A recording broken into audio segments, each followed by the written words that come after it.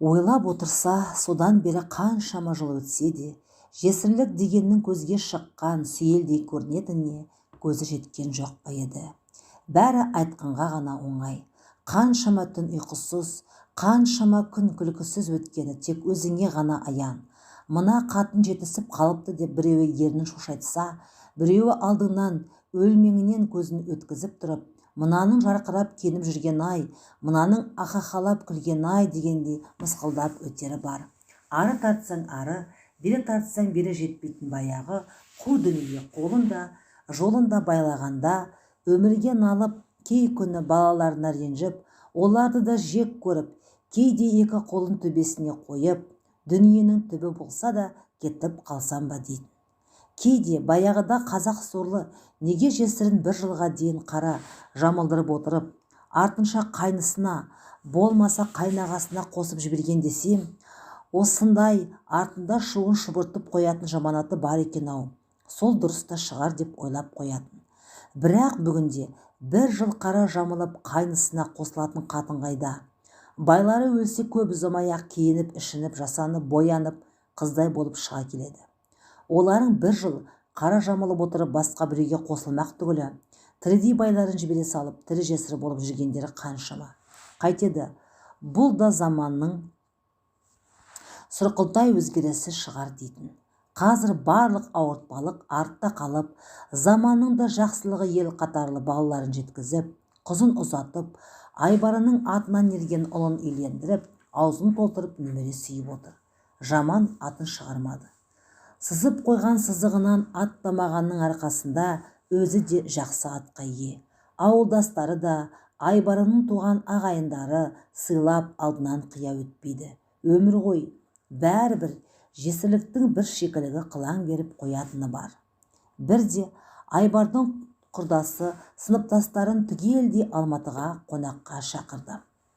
Өзі сияқты жаста жесір қалған Қалдыгүл екеуі барсақ па, бармасақ па деп көп ойланды. Жеме-жемге келгенде баратын болып шешті. Жол жөнекей келе жатып, жесірлікті бір адамдай татқан Қалдыгүл құрбысының: Алматай, енді екеуміз шақырған жерге барғанда ентелеп төрге шығуға ұмтылуды қоюымыз керек. Қанша рет байқадым, жоғары жаққа көбіне ерлі зайыптыларды отырғызып жатады. Зады қатын ер тұсында дегені рас шығар деп айтқан сөзі әлі көкейінен кетпейді. Қонақтары да сол жолы да дәл Қалдыгүл айтқандай жалғастырды. Бұрын сегіз қырлы бір сырлы атақты мергеніміз, сыныбымыздың мақтанышы деп Айбар екеуін қояр да қоймай төрге шығаратын. Қалдыгүл айтпаса, қалай байқамаған, төмендей бастағаны рас. Жас келіп төрің не, әйтеуір ортадан қалдырмай шақырғанына риза. Қош, содан үзілісте қаланың көп қабатты үйлерінің бөлмелері белгілі ғой, адам көп, терін басайын деп балконға шықса, Айбардың жақын досы Кемел темекі тартып тұр екен. Ойында ештеңе жоқ, салдырлап әңгіме бастап айтып жатқан.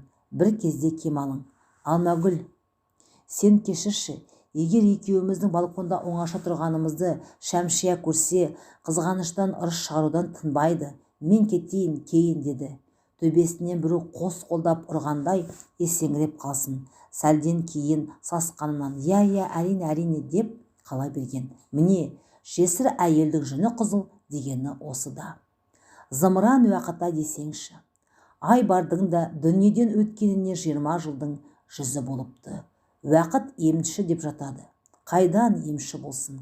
Ерінен көңіл қалмағанда қиын көрінеді. Не сөзге келіп, не бет жыртысып ұрсысып көрмеген соң, еске алып көңіл сөндіретін жаман қылығын таппай әуре. Дүниеден ерте өтерінде көрінді ме, ең болмаса бетіне бір жел болып тиіп шейт демепті. Алмаш, Алматай деп өтті. Кейде жолдастарының: осы сен неге әйелінің айтқанынан шықпайсың?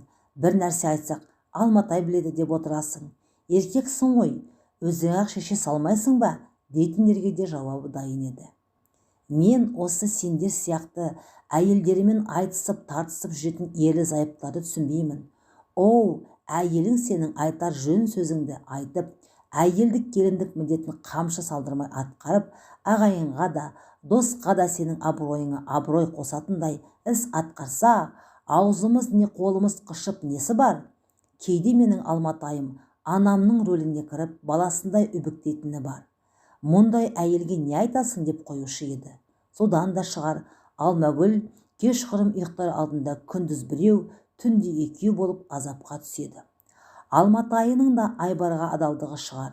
Құдай қосқан қосағының қара шаңырағы, қара орманның түтінін өшірмей, артында қалған ұрпағының жаман атын шығармай, бүгінде қоңыр тіршілігімен біреуден кейін, біреуден ілгері өмір сүріп жатыр. Кейін ғой, Айбарының жан жарасы жазыла бастағандай, өз-өзіне келіп ес алып, етек жеңін жинағандай болғанда, жанына аяздай батқаны, қолаң шашы тобыққа жететін, өзі реңді, көркіне ақылы сай әпкесінің көп уақыт өтпей, артынан ерген інісінің көкпар тартып келе жатып, электр бағанасына соғылып, айдың күннің аманында мерт болғаны, бертін келе үлкен ағасының әйелі келіндігімен бүкіл ауылға жаққан мұғалім жеңгесінің қазасы біразға дейін есеңдетіп тастаған. Енді олары аздай сол үлкен бауырының ортаншы ұлын Алматыдағы қанды қаңтар оқиғасында қаңғырған оқ па, әлде әдейі атылған оқ па қыршынынан қиып түсті. Айбары мен інісінің өлімі оқыстан, әпкесі мен жеңгесін айналдырған ауру алып тынды деп көңіл сендірсе, мына бауырының қазасы жанын жеп, жасы келіп 70-тен асқанда Құдай қосқан қосағынан бір, бауырет баласынан екі айырылып аңырап қалған анасының жағдайы жанына қатты батты. Өлімнің бәрі өкінішті ғой. Бірақ бұрын туғандар бұрын кетсе дейсің де. Қаңтарда шейіт болған қаншама өрімдей жастардың қаны кімнің мойнында? 2 жыл бойы бүкіл адамзатқа келген тажал індеттен ел шошынып, үрей билегені аздай, мынасынан не жорық. Қаншама ата-ананың арманы үзілді. Қаншама бала жетім, қаншама әйел жесір қалды. Өлімге араша тұра алмайсың. Өлім айна таптырмайды, білеміз. Алайда ата-ана үшін әрбір бауыр ет баласына өз қолымен топырақ салып, қара жер қойнына табыстағаннан ауыр қасірет жоқ шығар. Әкесі кетіп, баласы атам-ау деп жылап тұрса жарасар еді. Аллаға қалай жөн болғанын да білмейді. Ажалға себеп болды. Ағасының ошақтан 3 бұтындай 3 ұлының біреуі құлады. Біркем дүние жасайды ма қайдам? Еркек адам осал келеді емес пе?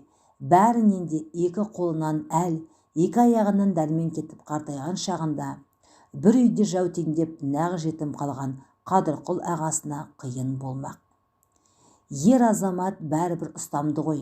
Жұрттың жүрегін ауыртып, сыздатқан әкесінің қайтыс болғанын түсінбесе де, әкелерімен қоштасқан сәт естерінде қалар ма деп, бірі қолында, бірі етегіне оралған үйелмелі-сүйелмелі Байкөне бөпелерін құшақтап, артында аңырап қалған жас келіннің зарын есту ешкімге оңай тимеді. Әсіресе Батыржанмен қоштасып, сүйекті алып кетердегі ақы ел ерінің жан айғайы ғана емес, жиналған жамағаттың күңіреніп жылағанынан жер теңселгендей болды. Ең ауыр соққысы, Құдай қосқан қосағынан айырылғанымен қоймай, мәйітін таба алмай, мәйітханаларда неше күн сарсаңға түсіп, аласұрып іздегені өтіп кеткен. 3 күн дегенде сыныптастарының біреу орталықтағы мәйітханадан Бауыржанды таниды. Айзада келіп көрші, Батыржан ғой деймін, ұқсайды деген соң, жан ұшырып барса, Батыржаны, денесі тілім-тілім, тиген оқтарын алып тастап, көктеп тігіп берген. Сол кезде қолдарында құжаты болмағандықтан, сүйегін келесі күні әкетуге уәделеседі. Ертесіне көлік тауып барса, қойып кеткен жерінде Батыржаны жоқ. Күйеуінің қазасы аздай, енді денесінен айылғанда Айзада қан жұттақ.